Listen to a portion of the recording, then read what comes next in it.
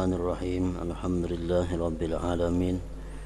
Wassalatu wassalamu ala asyrafil anbiya wal mursalin Sayyidina Maulana Muhammadin wa ala alihi wa sahbihi ajma'in. Qala al-musannif al-imam hujjatul Islam Abu Hamid Muhammad bin Muhammad al-Ghazali rahimahullah wa nafa'ana bi ulumih. Al-babus sadis fi masaila mutafarriqah ta'ummu bihal balwa wa yahtajul muridu ila ma'rifatiha. Fa ammal masailu allati taqa'u nadiratan faqad istaqsaynaha fi kutubil fiqh. Mas'alatun al-fi'lul qalil wa in kana la yubtilu as-salata fa huwa makruhun illa li hajah. Wa dhalik bi dab'il mar wa qatlil aqrab allati tukhafu wa yumkinu qatluha bi darbatin aw bi darbataini.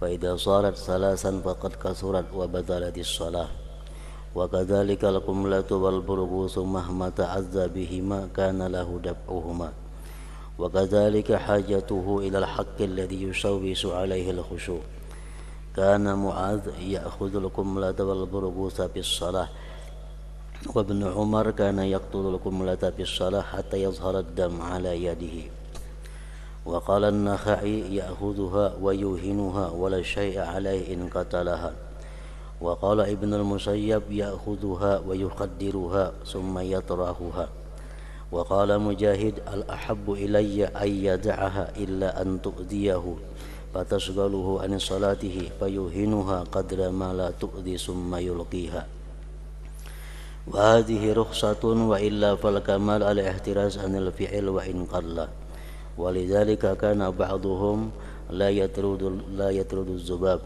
وقال لا أعود نفسي ذلك فيفسد علي صلاتي وقد سمعت أن الفساق بين يدي الملوك يصبرون على أذى كثير ولا يتحركون ومهما تثاءب فلا بأس أن يضع يده على فيه وهو الأولى وإن عطس حمد الله عز وجل في نفسه ولا يحرك لسانه وإن تجشأ فينبغي أن لا يرفع رأسه إلى السماء وإن سقط رداؤه فلا ينبغي أن يسويه وكذلك أطراف عمامته فكل ذلك مكروه إلا لضرورة.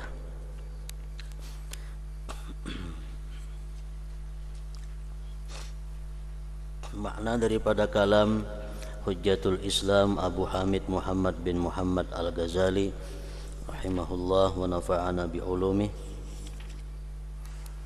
Bab yang ke-6 mengenai masalah-masalah yang bermacam-macam yang menjadi musibah yang merata, di mana seorang murid itu perlu untuk mengetahuinya. Adapun masalah-masalah yang jarang terjadi maka telah kami panjang lebarkan di dalam kitab-kitab fikih. Masalah perbuatan yang sedikit meskipun tidak membatalkan salat maka itu makruh kecuali karena hajat. Di dalam sembahyang kita melakukan sesuatu yang bukan daripada perbuatan sembahyang, yang merupakan bukan daripada fi'il salat, yang sesuatu itu sedikit tidak membatalkan salat namun hukumnya makruh kecuali karena hajat. Nah, kalau karena hajat kita berbuat sesuatu di dalam sembahyang asalkan sedikit maka itu tidak makruh.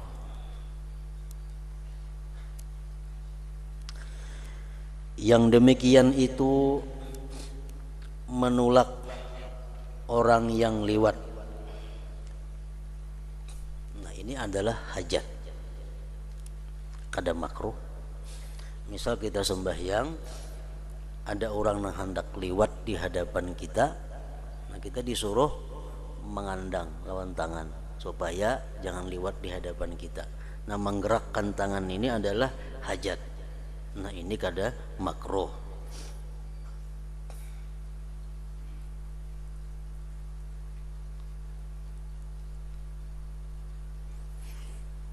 dan membunuh kalajengking yang ditakutkan. Membunuhnya itu mungkin dengan sekali pukul atau 2 kali pukulan. Umpamanya kita sembahyang, datang ada kala, keparat kita, kita boleh bergerak untuk membunuh kala itu, asalkan gerakan kita dianggap sedikit, jangan sampai 3 kali gerak. Nah itu pun termasuk gerakan yang tidak dimakruhkan.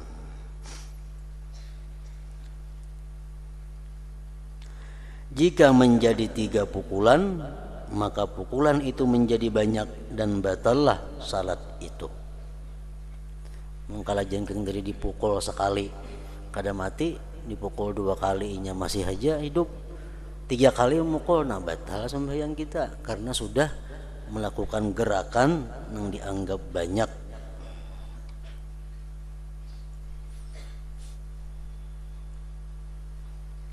Demikian juga kutu dan kutu anjing manakala keduanya menyakitkan.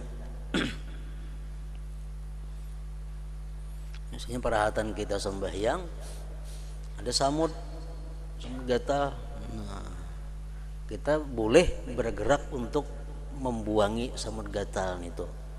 Amun samut gatal ini samutnya nang maigut, nang menyakitkan.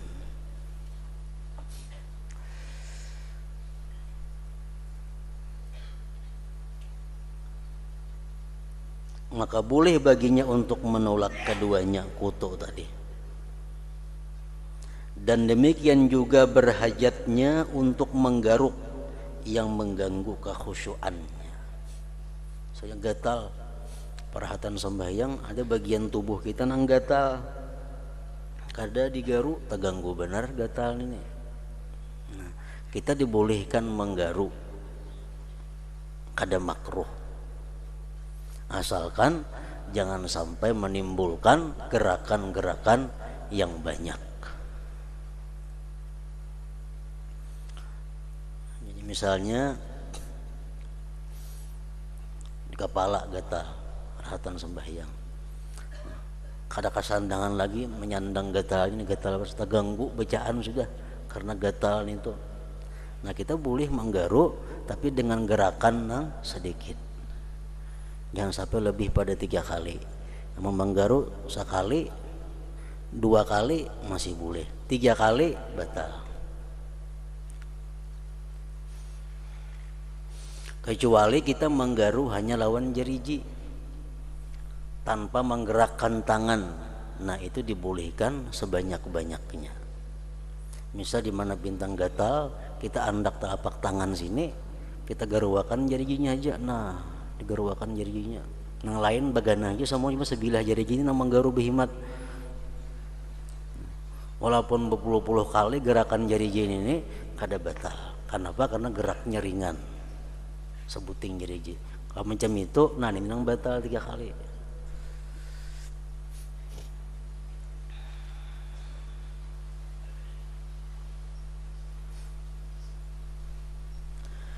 Mu'adz, salah seorang sahabat Rasulullah sallallahu alaihi wasallam, di dalam salat mengambil kutu dan kutu anjing.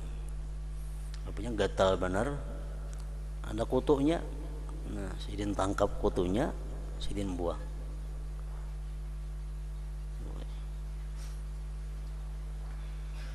Ibnu Umar, sahabat Rasulullah juga, di dalam salat membunuh kutu sehingga tampak darah di tangannya.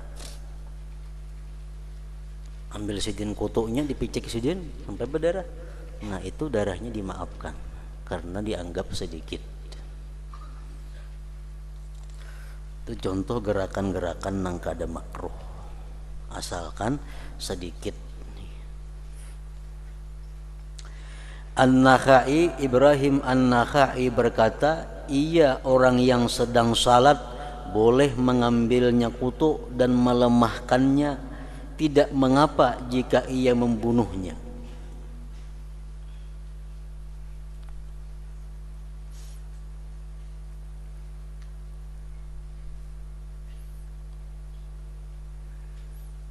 Nyamuk misalnya, kelihatan sembahyang ada nyamuk.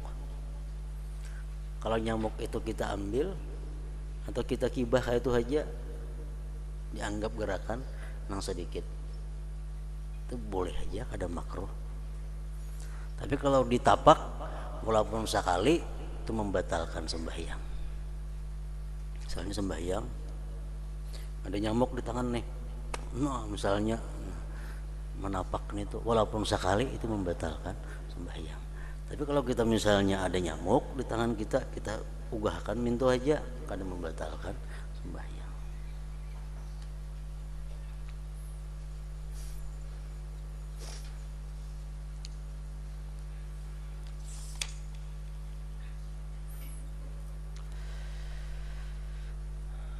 Ibnul Musayyab berkata boleh mengambilnya, memingitnya dan melimparkannya.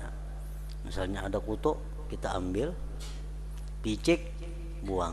Nah, itu boleh.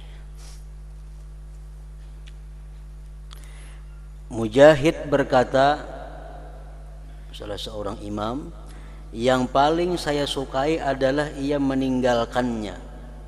Artinya ada kutu, lihatakannya, kada usah diganggu-ganggu. Kecuali kutu itu menyakitkannya lalu menyibukkannya dari salatnya, ayo hanya diambil. Lalu ia melemahkannya sekadar kutu itu tidak menyakitinya, kemudian ia menjatuhkannya.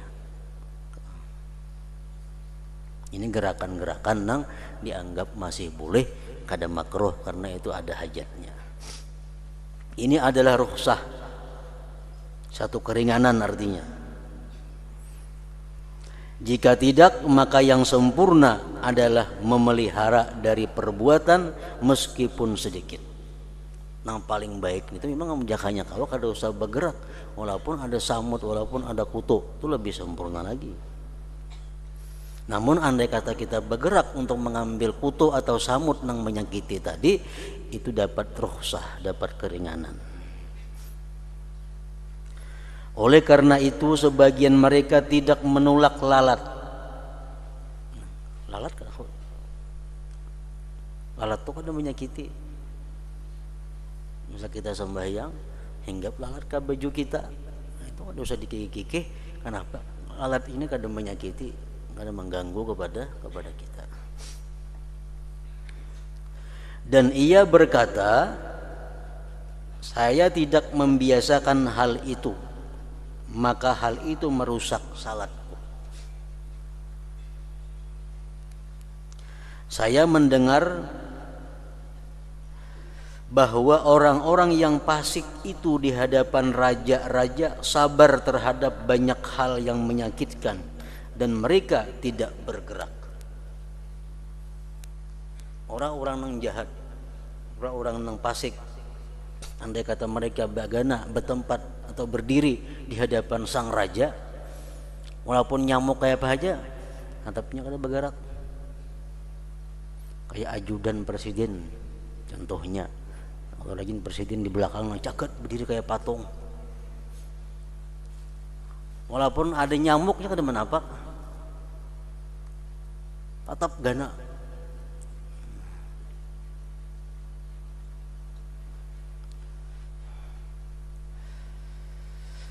Saya mendengar bahwa orang-orang yang fasik itu di hadapan raja-raja sabar terhadap banyak hal yang menyakitkan dan mereka tidak bergerak. Padahal yang dihadapinya cuma raja-raja duniawi.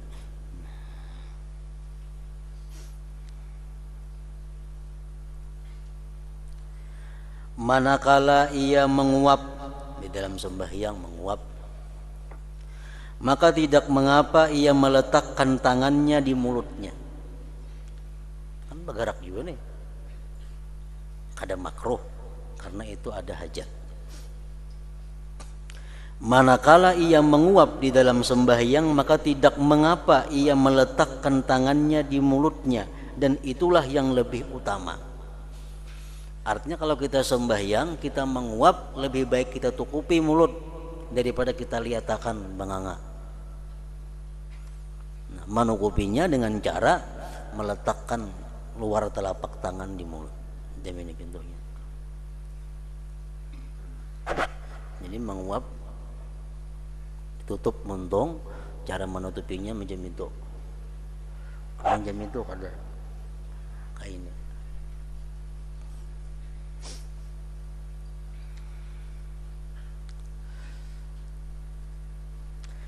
Jika ia bersin, maka ia memuji Allah Azza wa Jal di dalam hatinya dan tidak menggerakkan lidahnya. Andai kata parahatan sembahyang,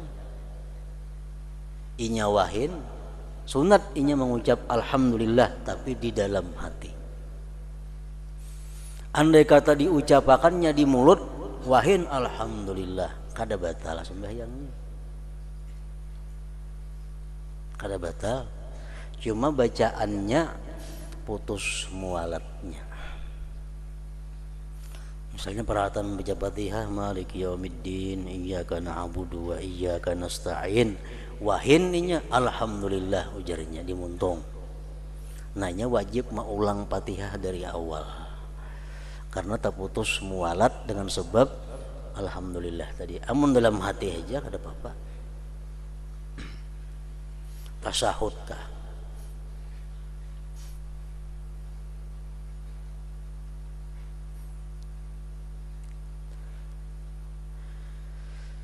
Jika ia berserdawa, mariga kita. Jika dalam sembahyang tu mariga, maka sayugianya untuk tidak mengangkat kepalanya ke langit. Dan jika selindangnya jatuh, maka tidak sayugianya untuk meratakannya. Seorang sembahyang selindang jam ini, halo anak gugur selindangnya nah sudah macam ini, letak karena segugur-gugurnya ada usah diratakan karena itu kada perlu.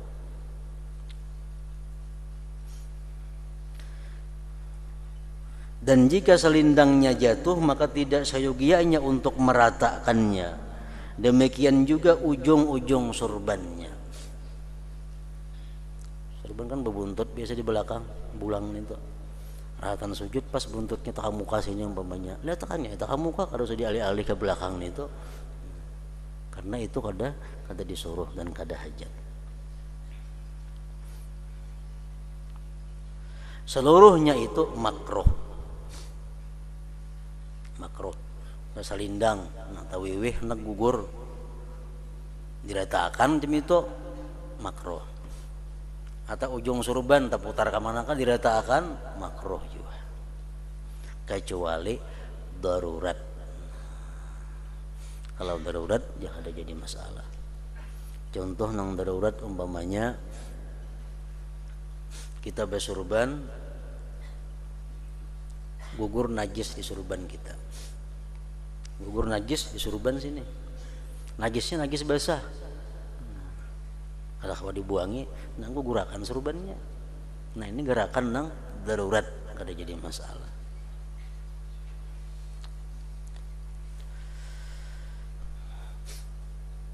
Masalah hadhihi masalah, salat di atas sandal itu boleh. Sembahyang bersandal itu boleh aja, ada soal. Meskipun melepas sepasang sandal itu mudah.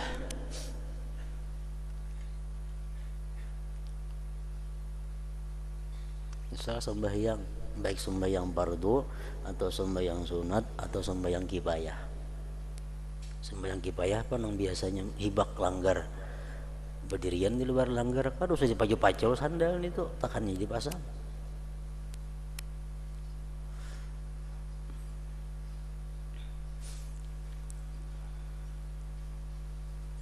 Salat di atas sandal itu boleh, meskipun melepas sepasang sandal itu mudah, tetap boleh aja. Dan bukanlah rukhsah. Rukhsah ini artinya sesuatu yang kada boleh dibolehkan tuh rukhsah. Kalau sembahyang bersandal itu kada rukhsah, memang boleh. Dan bukanlah rukhsah pada khuf sepasang yang menutup mata kaki karena sulitnya melepas. Tetapi najis ini ma'fu, dimaafkan. Sandalnya pang ada benajis, dimaafkan aja najisnya itu. Sandal berjalan bisa kena najis, bisa kena kada najis, bisa licak, bisa macam-macam ngarannya sandal. Andai kata ada najis di situ, dimaafkan. Dimaafkan. Dan searti dengan itu adalah midas atau madas.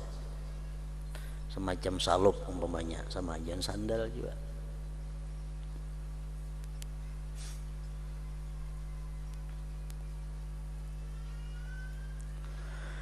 Rasulullah sallallahu alaihi wasallam salat di atas kedua sandalnya. Nya masjid dahulu itu, Masjid Nabawi, masjid-masjid bahari ini tuh nya tanah aja.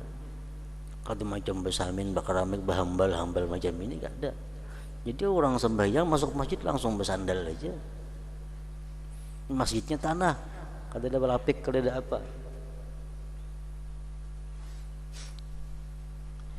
Rasulullah sallallahu alaihi wasallam salat di atas kedua sandalnya. Kemudian beliau melepaskannya. Maka manusia melepas sandal mereka. Maka beliau bersabda, "Lima khalaqtum ni'alakum?" Qalu ra'ainaka khala'ta fa khala'na. Wa qala sallallahu alaihi wasallam, "Inna Jibril alaihi salam atani fa akhbarani anna bihi ma khabatha. فإذا أراد أحدكم المسجد فليقلب نعليه ولينظر فيهما فإن رأى خبثا فليمسحه بالأرض وليصلي فيهما."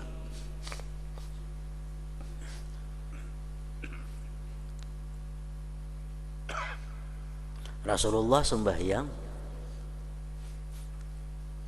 melepas sandal. Sahabat lo umpatnya melepas juga. Lalu beliau bertanya, "Mengapakah kamu lepas sandalmu?" Mereka menjawab, para sahabat menjawab, "Kami melihat engkau melepas, maka kami melepas juga." Maka beliau sallallahu alaihi wasallam bersabda, "Sesungguhnya Jibril alaihi salam datang kepadaku dan mengkhabarkan kepadaku bahwa pada keduanya itu sandal terdapat kotoran." Matiku pacul sandalku ya Nabi, karena Jibril datang menghabarkan kepadaku sandalku ini ada kotor. Nah, apabila salah seorang daripadamu bermaksud ke masjid, maka hendaklah ia membalik kedua sandalnya. Arti membalik itu artinya melihati talapaknya.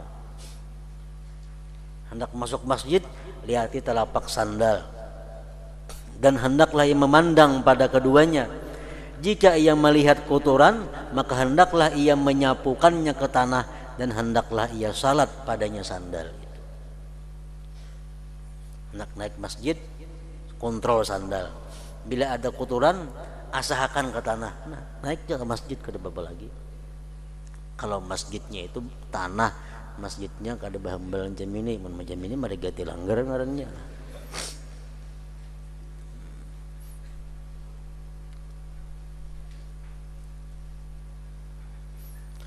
Sebagian mereka ulama berkata salat pada sepasang sandal itu lebih utama, lebih baik daripada sandal dipacul. Karena Nabi sallallahu alaihi wasallam bersabda, "Mengapakah kamu melepas sandalmu?" Ini adalah bersangatan, sampai Nabi itu menakunakan. Karena sesungguhnya beliau sallallahu alaihi wasallam bertanya kepada mereka untuk menjelaskan sebab beliau melepas sandal. Karena beliau mengetahui bahwa mereka melepas untuk menyesuaikan dengan beliau.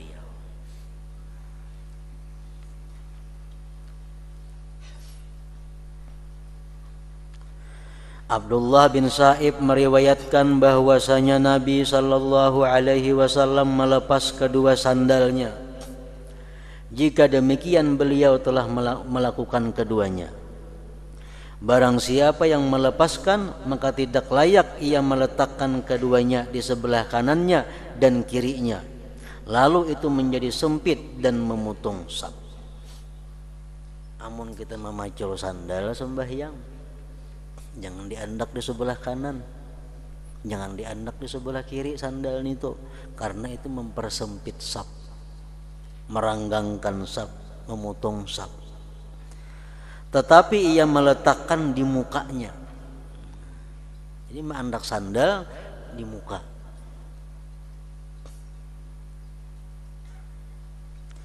Dan tidak meninggalkan di belakangnya. Jangan menandak sandal di belakang.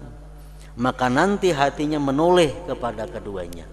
Ini sembahyang kada husuk lagi kalau sandal diambil orang.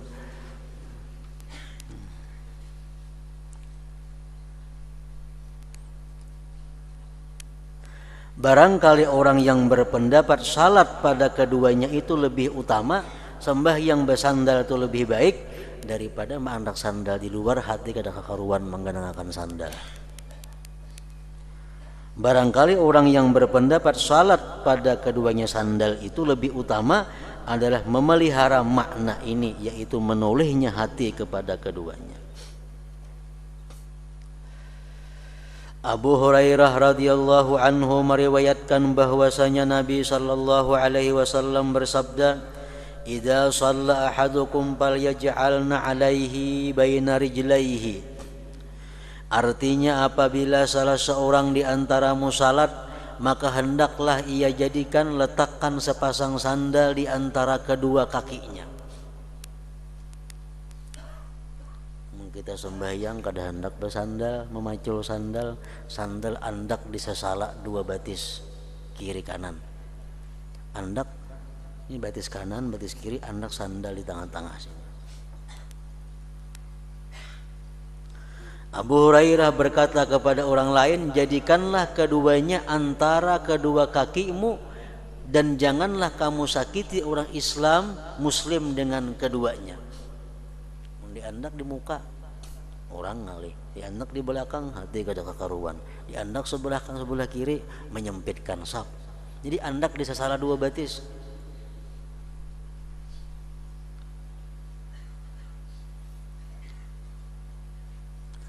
Dan Rasulullah sallallahu alaihi wasallam meletakkan keduanya sandal di sebelah kirinya. Kalau Nabi sih menandak sandal di sebelah kiri sidin. Dan beliau menjadi imam. Imam berhak berbuat demikian karena tidak seorang pun yang berdiri di sebelah kirinya. Imam ada masalah di pinggir menandak di higa awak. Kenapa? Karena ada saf bagi imam.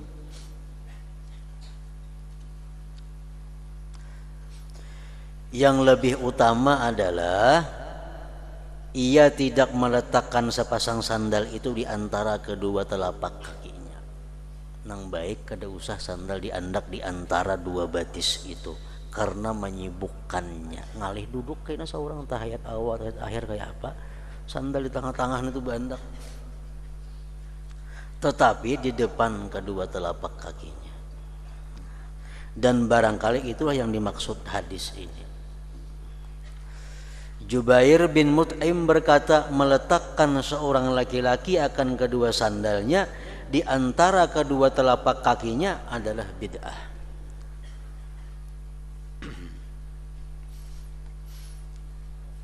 Jadi kesimpulannya masalah ini adalah bahwa sembahyang bersandal itu kada jadi persoalan. Boleh aja. Bahkan ada mengatakan lebih utama kalau kita sembahyang di tanah.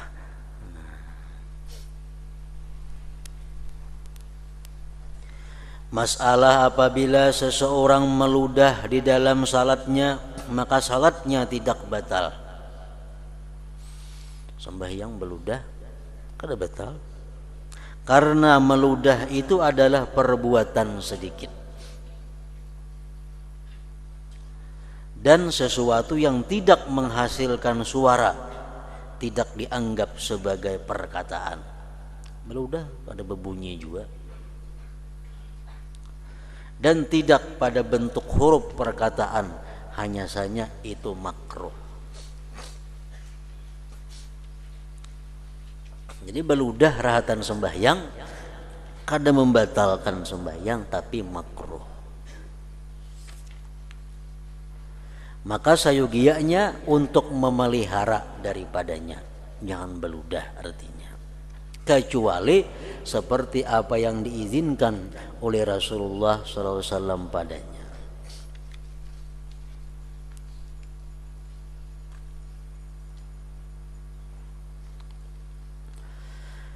Karena sebagian sahabat meriwayatkan anna Rasulullah sallallahu alaihi wasallam ra'a fil qiblah nukhamatan faghadiba ghadaban shadidan thumma hakkaha bi urjunin kana fi yadihi wa qala tuni bi abirin falataka atharaha bi za'faran thumma latafata ilaina wa qala ayyukum yuhibbu ayyubzaka bi wajhihi faqulna la ahad qala fa inna ahadakum idza dakhala bis shalah fa inna Allah azza wa jalla bainahu wa bainal qiblah. Artinya bahwasanya Rasulullah sallallahu alaihi wasallam melihat dahak di kiblat, di dinding masjid ada dahak. Maka beliau marah sekali. Kemudian beliau menggusuknya, menghilangkannya dengan mayang yang ada di tangannya sambil bersabda, datangkan kepadaku abir, minyak harum campur za'faran. Lalu beliau mengulisi bekasnya dengan za'faran. Kemudian beliau menoleh kepada kami sambil bersabda, siapakah di antara kamu yang senang diludahi di mukanya? Kami menjawab, tidak ada seorang pun yang mau diludahi di mukanya. Beliau bersabda, sesungguhnya salah seorang di antaramu apabila masuk di dalam salat, maka sesungguhnya Allah azza wa jalla di antaranya dan kiblat.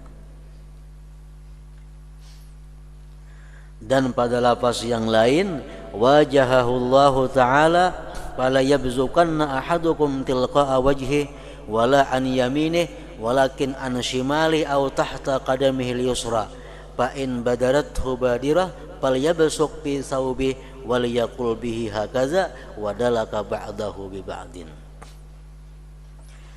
Artinya pada riwayat yang lain Allah Ta'ala menghadapinya. Kita sembahyang, kita berhadapan dengan Allah. Kalau kita beludah, perhatian sembahyang beludah ke arah muka sama dengan meludahi Allah. Maka Allah telah menghadapinya, maka salah seorang di antaramu janganlah meludah ke hadapannya dan jangan ke kanannya, tetapi ke kirinya atau di bawah telapak kakinya yang kiri. Jika tergesa oleh sesuatu yang harus segera, maka hendaklah ia meludah pada pakaiannya dan hendaklah ia mengucapkan demikian. Maksudnya melakukan demikian. Mengucapkan maksudnya melakukan demikian dan menggusukkan sebagiannya kepada sebagian yang lain. Jadi sembahyang beludah parahatan sembahyang kada membatalkan sembahyang, namun makruh. Tetapi apabila terdesak kita beludah, misalnya kita badaham atau batuk, keluar ada balgam, keluar ada dahak, ditaguk, batal sembahyang. Yang sudah tak keluar pada tenggorokan nih, dahaknya itu ditaguk, batal. Lain ludah ada bapak, ludah tuh kada berasa, mundahak ada rasanya, ditaguk sembahyang batal. Nah, beludah ke muka meludahi Allah Ta'ala, beludah ke kanan menghormati malaikat yang di sebelah kanan, ludahkan ke sebelah kiri atau ke telapak batis sebelah kiri, di bawah telapak batis, kisar batis beludah.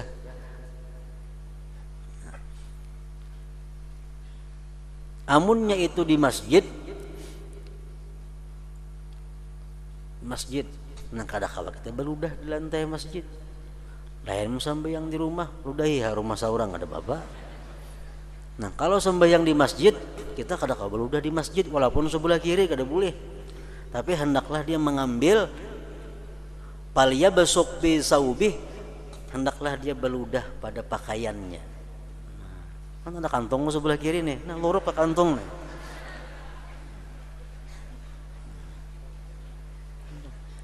Meludah ke kantong sebelah kiri.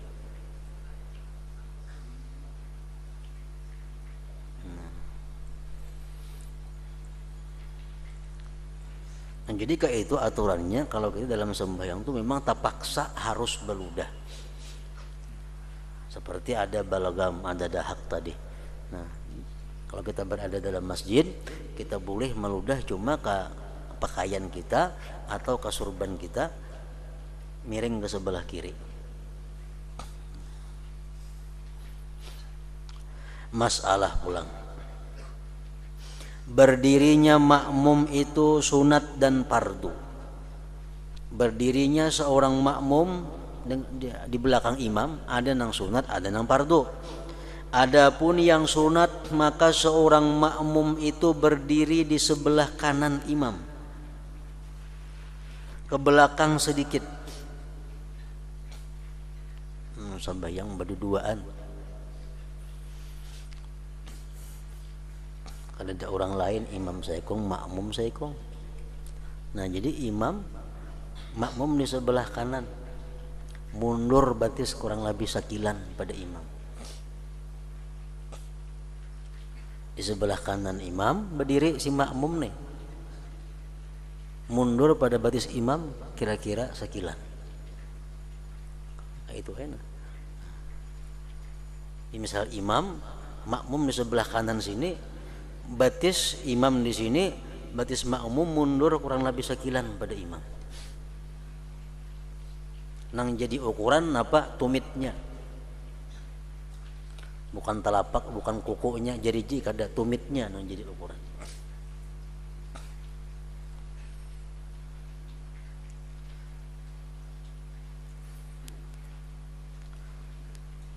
Kalau si makmum ini berdiri di belakang imam, nang sorangan nih di belakang imam atau di sebelah kiri imam, makruh. Dan ada yang mengatakan kada dapat pahala jamaahnya,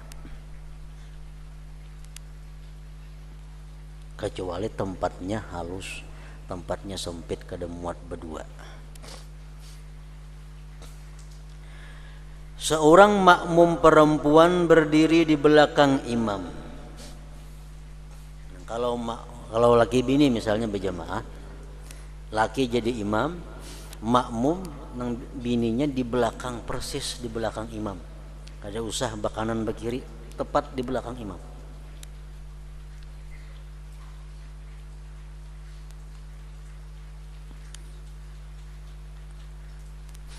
Jika perempuan itu berdiri di samping imam, kanan atau kiri, maka hal itu tidak memudaratkan. Artinya kada merusak sembahyangnya, kada, tetapi menyalahi sunnah. Misalnya laki imam, membini makmum di sebelah kanan atau sebelah kiri, itu menyalahi sunnah. Nang tepat makmum si perempuan ini berada sejajar pas di belakang imam.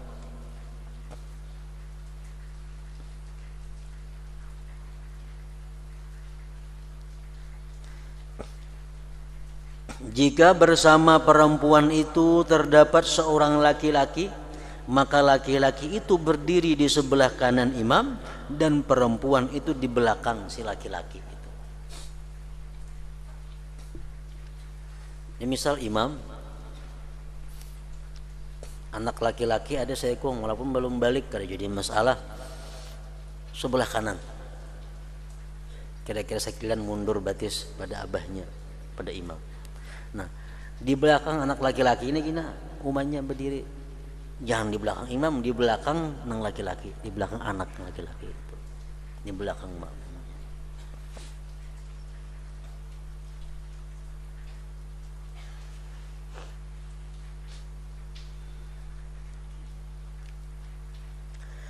Dan seseorang tidak berdiri di belakang saf dengan sendirian,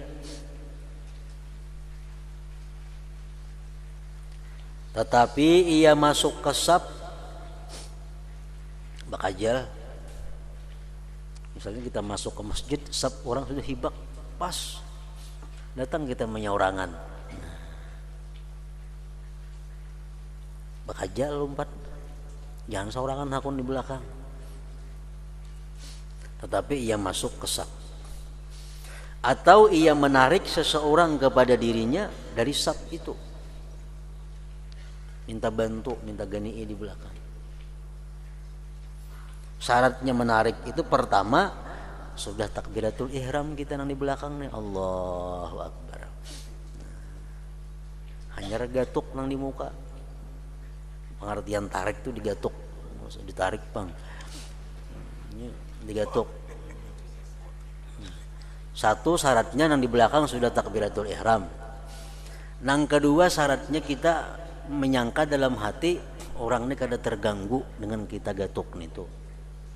Nang ketiga orang nang kita gatuk nih orang nang berilmu dengan tata cara mundur sembahyang kayak apa.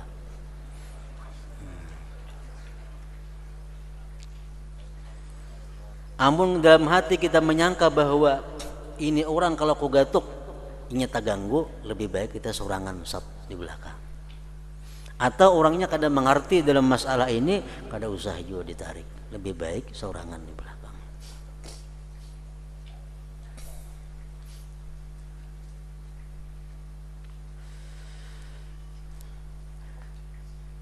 Jika ia berdiri sendirian maka salatnya sah namun makruh. Misalnya kita sapnya sudah hibak tadi, datang kita sorangan pas pembelakangan, menyaurangan. Ini makruh. Namun makruhnya ini apakah menghilangkan pahala jamaah atau kada? Itu khilaf lagi ulama. Ada yang mengatakan makruh sekaligus dia kada dapat pahala jamaah. Ada yang mengatakan makruh tapi hanya kada dapat pahala sab, pahala jamaah nang 27 tetap dapat. Ada juga pendapat ulama macam itu.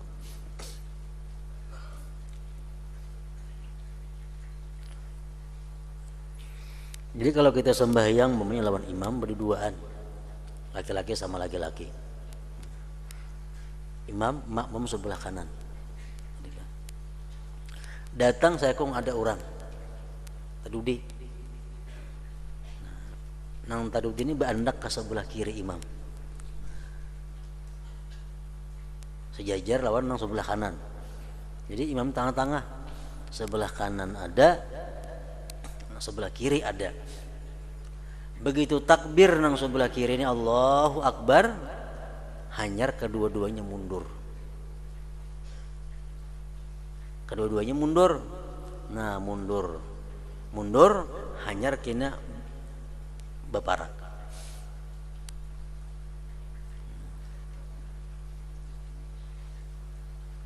Boleh juga di kanan sekong, di kiri sekong.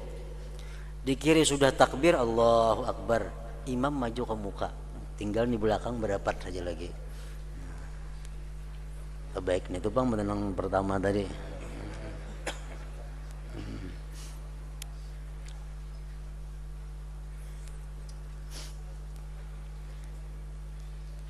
Jadi nang orang kedua ini jangan hendak berdiri di sebelah kanan mengawani kawan, jangan. Jangan hendak berdiri di belakang menunggu, jangan. Ke sebelah kiri bandak.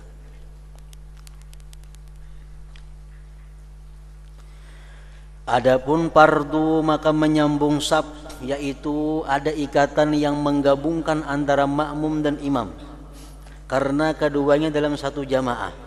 Jika keduanya dalam masjid maka cukuplah masjid itu sebagai penggabung karena masjid itu dibangun untuk itu, maka tidak perlu kepada sambungan saf. Tetapi makmum itu mengetahui perbuatan-perbuatan imam.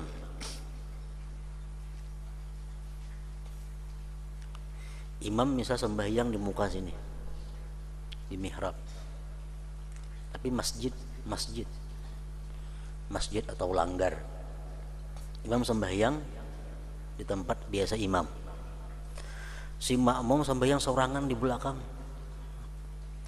di tengah puang ada orangnya, sembahyang menyorangan, pembelakangan ninya, ikut nang di muka imam nih, cuma melihat saja gerak-gerik imam, sah. Walaupun jaraknya sapal pada imam, umpamanya masjidnya luas panjang itu sapal, asal masih melihat saja gerakan imam, sah, karena sudah terhubung oleh bangunan masjid itu nama hubungkan inya. Ini perkara sah, bukan perkara makruh atau kada, perkara sahnya. Jelas itu makruh karena beparak kalau imam. cuma sah sembahyangnya.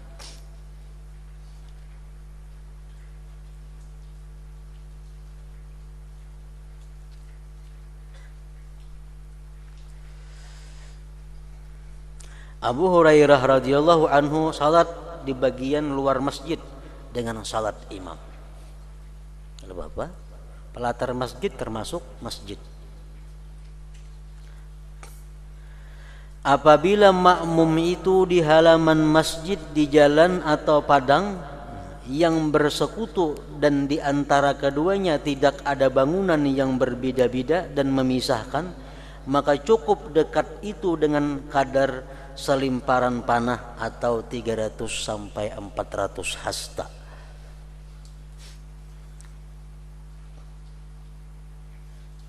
Dan dengannya cukup sebagai pengikut.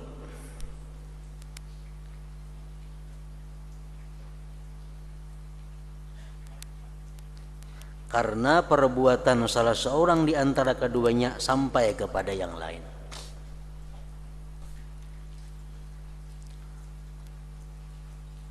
Ini orang sembahyang, yang satu di masjid, yang satu di luar masjid. Berapa jarak nang boleh inya mengikut imam? Kalau di tengah-tengah nih kosong, kalau orangnya hibak walaupun berapa kilometer kada jadi masalah, kan ada sap-sapnya. Ini kosong, imam sembahyang orang berjamaah di sini, sasap dua sap di sini, inya sembahyang di kartak sana umpamanya. Itu dihitung, kalau masjid dihitung dari ujung masjid. Lawan inya berdiri, adakah 300 hasta? Kalau lebih pada itu ada sah. Menghitung dari ujung masjid, bukan dari ujung sab, kada. Nah, kalau inya sembahyang itu bukan di masjid, di musala umpamanya, di tanah lapang atau di rumah, nah menghitungnya dari orang yang sembahyang di sab terakhir sampai lawan inya di ujung sana berapa hasta. Bila di bawah 300 hasta, sah aja ikut beikut. Asalnya melihat, mengetahui gerak-gerik orang yang sembahyang itu. Misalnya orang sembahyang di sini, baisi sab, dua sab di sini, sembahyang di rumah seberang kartak situ. Ini melihat aja sih orang sembahyang, melihat orang rokok, melihat sujud, melihatnya pas berseberangan kartak. Nah, di sini dihitung dari sab yang terakhir di musala nih, sab kedua misalnya, itu mulai sab kedua sampai ke rumahnya seberang kartak berapa hasta. Kalau kurang pada 300 hasta berarti boleh orang sana mau ikut. Lebih pada itu ada boleh. Pendapat yang kedua mengatakan 400 hasta, ada mengatakan 300 hasta.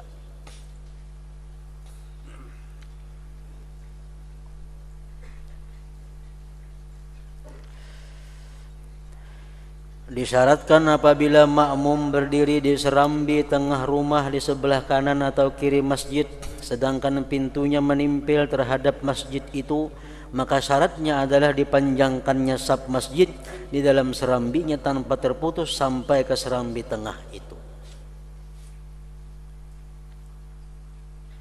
Kemudian sahlah salat orang yang ada di dalam saf itu dan orang yang di belakangnya, bukan orang yang di depannya.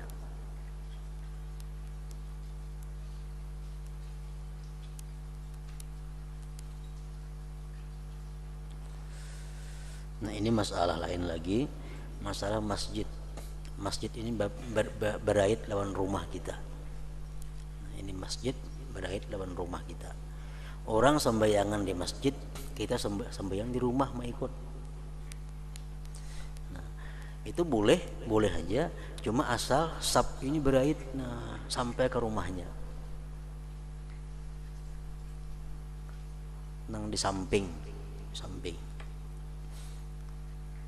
Nah, saf ini berait sampai ke rumahnya itu, nah ini boleh sembahyang di rumah.